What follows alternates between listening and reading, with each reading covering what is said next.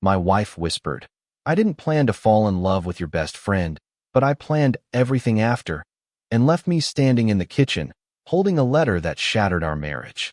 There were 3 things on the kitchen table: a half-full glass of milk, her phone face down, and a sealed envelope with my name written on it in her handwriting, the kind she only used to sign birthday cards or condolence books. And she was standing there, already holding it, as if she had been waiting all day for me to walk through the door so she could hand it to me and watch me open it.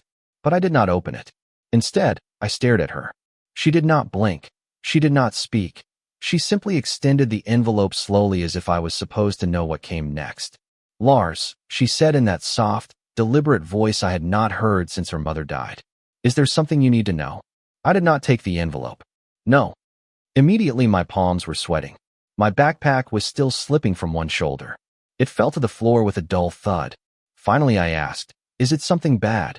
She did not answer, but the expression on her face, that dull, rehearsed calm, told me everything. Whatever was inside that envelope had already happened. It was not a warning. It was a confession. And the worst part is she had already packed a bag, not a suitcase, a bag, as if she did not yet know where she was going, only that it would not be here. And it was then that I realized. This was not the beginning of a conversation, it was the end of one. Still holding the envelope between her fingers, she said something I did not expect. I did not plan to fall in love with him, but I planned everything that came after. She did not cry. I did right there. Before even opening the letter, before asking who, before I could scream or demand an explanation or break down as I wanted to, I just cried. She left the envelope on the table and whispered, "You deserve the truth, but I do not think I can say it out loud." Then she left. She did not slam the door. She left. Without drama, she simply disappeared. And I stood there, dripping on the kitchen floor from the rain I had not noticed, staring at a piece of paper that was about to destroy everything. I thought I understood. I wish I had burned it instead, but I opened it, and, I swear to God, I did not even get past the second line when I felt my whole body turn cold. Because the man she confessed to loving was not who I thought. And that is just the beginning. The envelope trembled in my hands. Not because the paper was heavy or cold, but because I was. Every part of me resisted that moment. I do not even remember sitting down, but I did.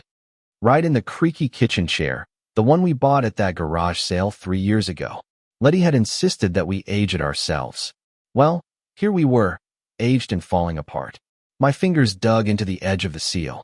It came off slowly, as if the universe was giving me one last chance to stop, to walk away, to pretend this was not happening. But I did not. I opened it.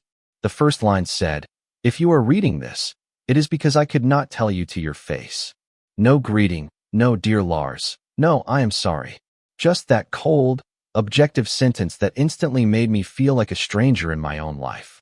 The second line, that is where the oxygen disappeared from the room. It is not Rylan. What? I reread it 3 times. My mind had already settled on it being Rylan, the smug coworker, the petty guy, the predictable office crush.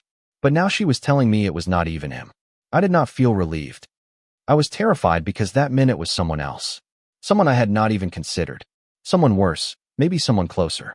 The letter did not jump to names. It twisted the knife slowly. It talked about feelings, about how people change, about how she had not felt seen in months, about how sometimes love dies silently, like a power outage, not an explosion, just a fading away. I wanted to scream, I wanted to rip the letter in half, but I could not stop reading, because the more I read, the more I realized this was not a letter, it was an autopsy. And then, finally, near the end, the name. And I swear I felt the blood freeze in my veins. "Emery," she wrote. "It is Emery." I blinked once, twice, and then I just laughed. A broken, bitter, twisted laugh that turned into a cough halfway through. Because Emery was not a coworker. Emery was not her boss.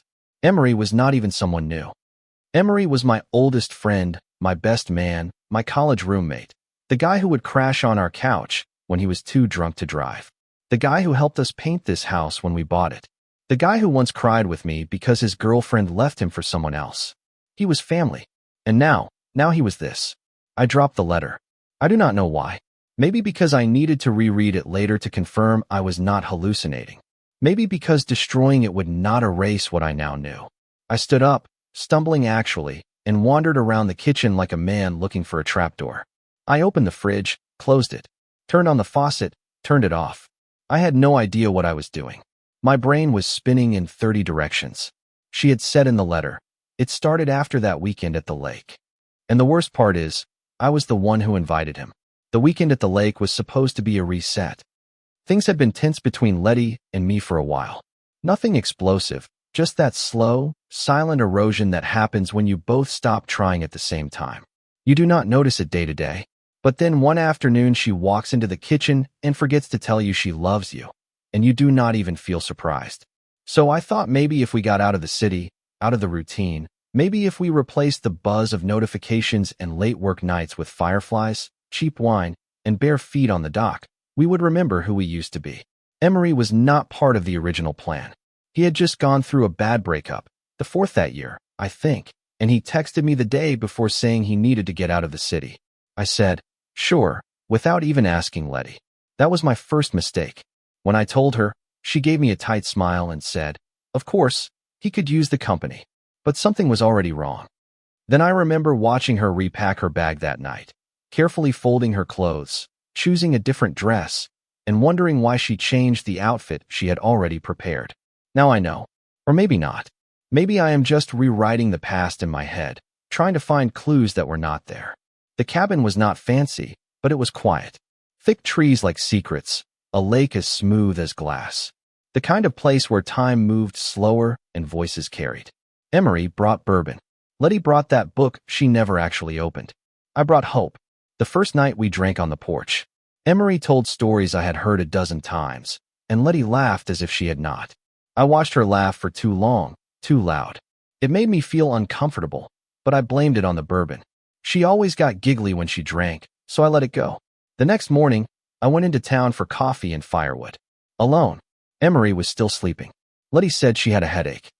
She kissed my cheek and told me not to hurry. I did not think anything of it. That was the second mistake. I was gone for 2 hours. Maybe less. When I got back, Emery was in the kitchen making eggs like he owned the place. Letty was gone. He said she had gone for a walk. I remember that detail because it was strange. She never walked without music, and her headphones were still on the counter. I asked him if she said where she was going. He shrugged without making eye contact. I felt it again. That flash of discomfort, that silent buzz behind my ribs, but I told myself I was being paranoid, because why would I suspect them? Later that afternoon, I saw her by the dock, alone, staring at the water as if she were trying to hypnotize herself into disappearing. I asked her if everything was okay. She smiled tightly, unconvincingly.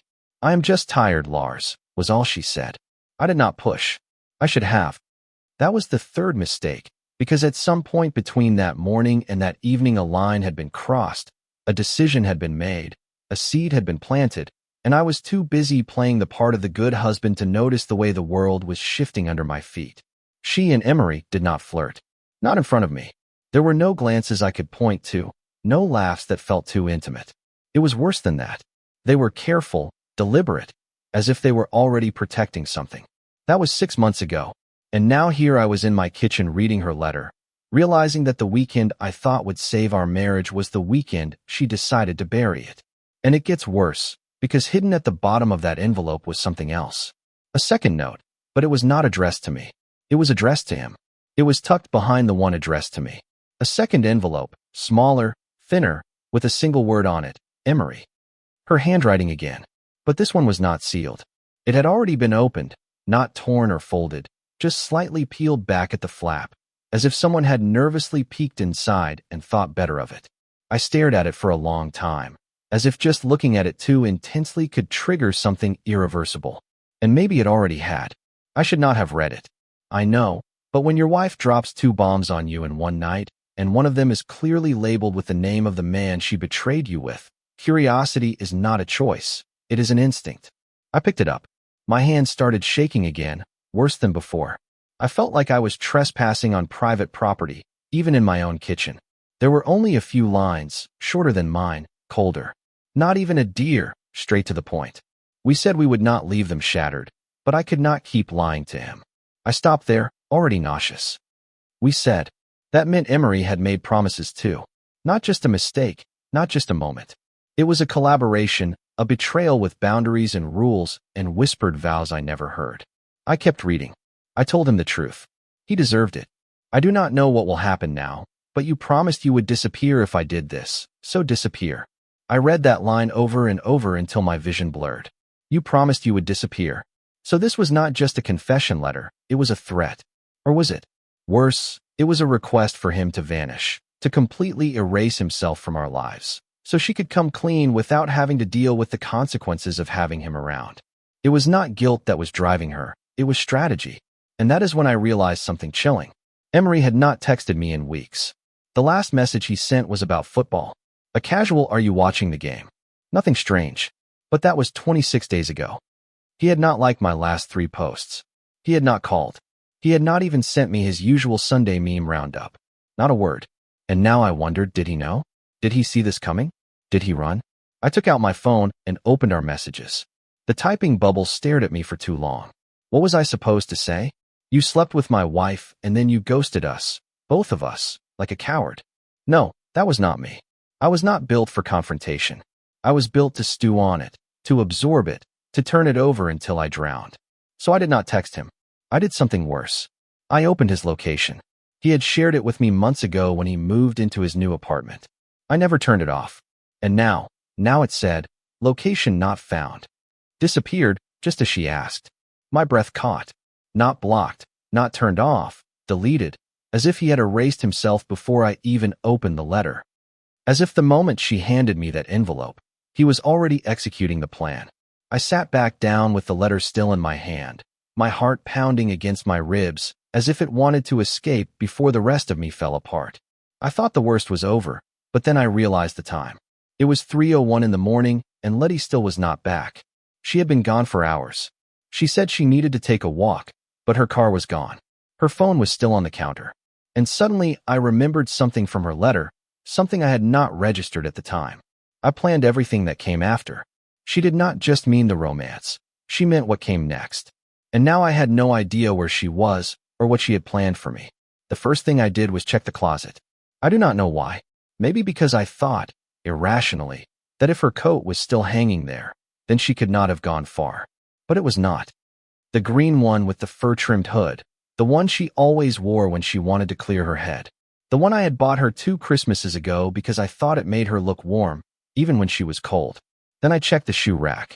The white sneakers were missing, but her wallet was still on the console by the door, right where she always left it. Her ID, her credit cards, all intact. Even her keys were still on the hook. She had not driven, which meant the car was gone, but she was not the one who took it. I opened the front door and stepped outside, barefoot and shaking. The cold of the tiles still clinging to my skin. The driveway was completely empty. Not just her car, mine too. And that is when a knot tightened in my stomach hard enough to make me dizzy. There is no scenario in which both our cars are gone unless someone took them, unless she was not alone, unless someone picked her up. Unless. No, it was not that. I ran back inside, grabbed my phone, called her. Straight to voicemail again and again. Then I tried texting. Where are you? Please, just tell me you are okay, Letty. I am serious. You left me letters. You left me this mess. Do not disappear now. No reply. My fingers hovered over Emery's name in my contacts, but I did not press it. Something about that second letter. You promised you would disappear. It told me he would not answer, if he was even still in the state. I sat in the living room, surrounded by a silence so thick it felt like insulation. My head was spinning. I wanted to scream, to cry, to punch a wall, but I did none of that. I just stared at the coffee table where an old photo album was half open from the night before. The one we flipped through during a wine-soaked attempt to reconnect. I thought it had gone well. I guess I misread that too. I picked it up. Pages of smiles that now looked artificial. Birthdays, beach trips, the wedding, our honeymoon in Vermont where we got snowed in and ended up eating Pop-Tarts and playing cards by flashlight. I thought that memory meant something. Maybe to me it did. And then something else hit me. Her planner. Letty was old school. She wrote everything down. Appointments, work meetings, random ideas, even grocery lists. I ran to her desk and yanked open the drawer. There it was, the red leather book with gold corners. Still there, still full. I froze because there was something tucked between the pages. Something new. A one-way bus ticket. Not a round trip, and it was not for her. It was in my name. Printed, paid for, dated for tomorrow morning. 7:40 a.m. From our city to a town I had never heard of. And on the back, in her handwriting, 2 words, please, go. Nothing else. No explanation, no clue, no signature, just that. Please go. I sat on the edge of her desk for what felt like an hour, holding that ticket as if it were a cursed artifact. Everything tonight, the letters, the cars, the silence, the lies, was pointing me towards something, but I did not know what. Was she trying to get rid of me, to protect me, to punish me? I did not know. All I knew was that I no longer had cars, or answers, or a wife at home. And something told me she was not just leaving me. She was running from something much bigger. I did not sleep a single minute. I sat on the living room floor with the bus ticket still in my hand. The back of it smudged from how many times I had turned it over in my palm. I kept wondering what she meant by please go. Go where? Why? And why now? If she wanted me gone, why give me a ticket instead of just leaving? Why leave her phone, her wallet, her keys? None of it made sense. By 5:30 in the morning, I had convinced myself that there was something I was missing. Something physical, real, tangible. Not just feelings and betrayal and whispers and letters, but a real event, a plan, a place. Because people do not undo their entire lives like this unless they are trying to make room for something new or hide something old. I started going through drawers, hers, mine, the bathroom closet, even the laundry hamper. I found nothing, just receipts, lip balm, loose change, socks, the kind of nothing that makes you feel like you are losing your mind. But then, under the bed, wedged between a dusty shoebox and an old winter blanket, I found something that made my blood run cold. A plain white hotel key card. Just a sticker on the back that said Wynn's Lodge, room 308. I did not recognize the name. I Googled it. A discreet place on the other side of town, mostly used by business travelers or couples looking to escape their lives. No reviews, no photos, just a location. And when I saw it on the map, my stomach turned. It was within walking distance of Emery's old apartment. I did not think. I just put on my shoes, grabbed my sweatshirt, and walked out into the darkness. Still no sign of Letty, no missed calls, no new texts. It was as if she had vanished into smoke. By the time I got to the Windsor Lodge, the sun was starting to come up, casting a dim gray light on the street. The place looked exactly as you would expect, a half-lit vacancy sign, a lobby that smelled of stale coffee and air freshener, a clerk who barely looked up from his crossword puzzle. I did not say a word to him, just walked past and up the stairs. Room 308. The door looked like any other. Scuffed, the numbers slightly crooked. I stood in front of it for a long time, wondering what I would find. Her, him, them, no one, a body. I slid the card. The green light blinked, and I opened the door. Empty. For a full 5 seconds, I felt real relief. No suitcase, no shoes, no movement, just silence. But then I saw the bed. It was neatly made, but the second pillow had an indent. The corner of the blanket had been turned down, and on the nightstand was something I recognized immediately. Her necklace, the silver one with the small leaf pendant. She wore it almost every day. She said it was her grandmother's. She never took it off, ever. And next to it, a room service receipt dated 2 nights ago. 2 main courses, 2 glasses of wine, 1 dessert, and scrawled on the bottom in the same sharp handwriting I had seen 100 times before. Hold the room one more night. He does not know yet. I sat on the edge of the bed, completely empty. That ticket had not been a parting gift. It was a distraction, a tool, something to get me out of the city long enough for her to wrap up whatever this was. And yet, she was gone. No sign of her in the room.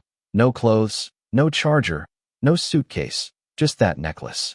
And one more thing, I almost missed it. A small folded note tucked into the Bible drawer under the nightstand. It was not a letter, this time, just 1 sentence in all caps. If you follow me, I will not come back. I leaned back against the wall and let the words sink in. She knew I would look. She had planned it. She knew I would find this room, the receipts, the necklace. Maybe she wanted me to. Maybe that was the final nail. Maybe this was her way of saying, do not even think about trying to fix this. But the worst part is I still did not know if she was running from something or towards someone. I did not leave the hotel room right away. I sat on the edge of the bed for a long time, turning that folded sentence over in my head. If you follow me, I will not come back. It sounded final, but also like a trap, as if she wanted to make sure I would think twice. And yet, she left clues. Why leave the necklace? Why leave the receipt with that note? Why leave the room key card buried under the bed where she knew I would find it if I was desperate enough? Because that is what this was. Not a trail, a test, and I was failing it. Or maybe I was falling right into her game. I could not tell the difference anymore. All I knew was that none of this felt like a normal affair, a normal betrayal, a normal heartbreak. This was a dismantling, a strategy. I got up and checked the bathroom. Nothing, no toothbrush, no hair ties, not even an empty shampoo bottle. Whoever had been here was long gone. I put the necklace in my pocket and closed the door behind me. In the hallway, I stopped by the vending machine, not because I was hungry, but because I did not know where to go. Then, my phone vibrated. A hidden number. I froze. I hesitated for 3 rings and then answered. I did not say anything at first. Neither did they, but I knew that silence. I knew the way she held her breath. "Letty," I said quietly. And then she whispered, "You were not supposed to find that room." Her voice was fragile, not broken, not angry, just small. "You left everything," I said. "The card, the receipt, your necklace." "I thought I had more time," she replied. "You were not supposed to start looking yet." I leaned against the wall and closed my eyes. "What are you doing, Letty? What is this?" Another pause. Then something I did not expect. "Did you read both letters?" "Yes," I said. "And I found the ticket. You told me to leave. I was trying to protect you." I laughed, dry and bitter. "From what? From the truth? From memory? From watching my wife disappear without a trace while I try to figure out if I am the idiot or the pawn?" "It is bigger than him," she said. "You think this is about love, Lars? He was the beginning, not the end." "What does that mean?" "I cannot explain it over the phone." "Then tell me where you are." She did not answer. "Letty, tell me where you are." She exhaled shakily, and I thought I heard cars in the distance, the hiss of traffic. She was not in a building. She was outside, moving. "I am not safe," she said finally. "And if you keep following me, you will not be either." My blood ran cold. "What are you talking about?" "They know you have started looking. You were not supposed to. It was not part of the plan." "Who is they?" Silence again. Then, faintly, so faint I was not sure if I had imagined it. "The people Emery was involved with." I walked out of the hallway into the morning light. The sky was gray, the streets were wet with leftover rain, and suddenly I felt like every shadow was watching me. "Letty," I said, "this is not just an infidelity, is it?" "No," she said. And then the call disconnected. Just like that. No goodbye, no warning. It was just gone. I tried calling back immediately, but it rang once and then went dead, disconnected. I checked my call history. Nothing. It had already been erased, as if it had never happened. I stood there for minutes trying to make sense of what I had just heard. Her voice had been shaking, not with guilt, but with fear. Real fear. And then a thought hit me so hard I said it out loud. Emery was in trouble. Because whatever was happening here did not start with an affair. It started with something else. And my wife was running, not from love, but from a secret she was never meant to carry. I did not go home right away. After the call, I walked the streets for hours like a man without gravity. I did not know what scared me more, finding her again or not.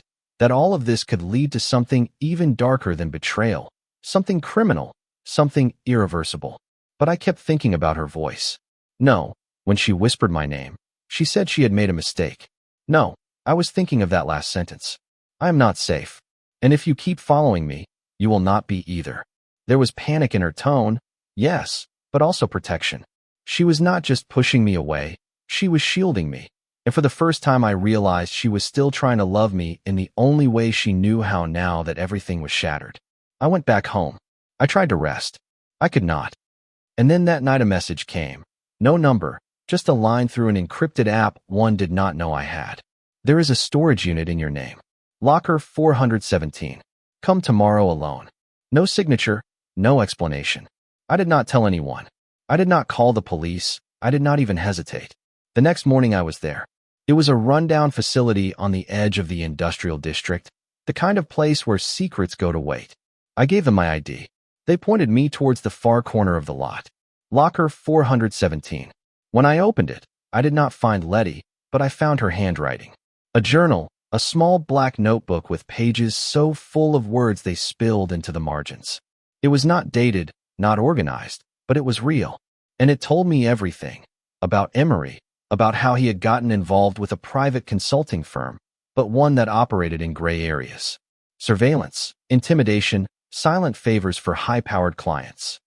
About how she had accidentally found out after seeing something on his laptop during a weekend get-together. About how he begged her to keep quiet. About how they were never supposed to fall in love, but it happened anyway and complicated everything. She had been scared, not just of what she had discovered, but of who else knew that she knew. And when she tried to pull away, she realized it was already too late. People had started watching her. They told her to stay quiet, to disappear for a while. Emery, in the end, had tried to protect her by taking the fall. He had left, not dead, but relocated, hidden, maybe by force, maybe by choice. The journal ended with a page written just for me. Lars, if you're reading this, it means you did not listen, and a part of me is glad you did not. I never wanted to lie to you. I just did not know how to keep you safe and tell you the truth at the same time. I did not leave because I stopped loving you. I left because I could not watch you get dragged into a mess you never asked for. But if you still believe in the version of me that chose you once, then meet me in a week where we celebrated our first anniversary. If you do not come, I will understand, but I will be there. My hands shook as I closed the notebook. A week passed like a year. And then, on that 7th day, I went to the quiet Italian restaurant, by the river, where we had dined under cheap lights and danced to a song neither of us knew the lyrics to. I arrived early, I waited. The minutes passed slowly, and then I saw her. She was wearing that same green coat, her hair pulled back just how I always liked it. She looked tired, but real alive. We did not say anything at first, just stood there, breathing the same air again. Then she walked towards me slowly, as if she did not want to break the moment too quickly, and said the words I did not know I needed to hear. I still love you. If you will let me come home, I will. I did not answer right away. I just took her hand, and this time I did not let go. Not because everything was fixed, not because everything made sense, but because sometimes when the storm finally passes, you do not ask why it came. You just hold on to the person who weathered it with you.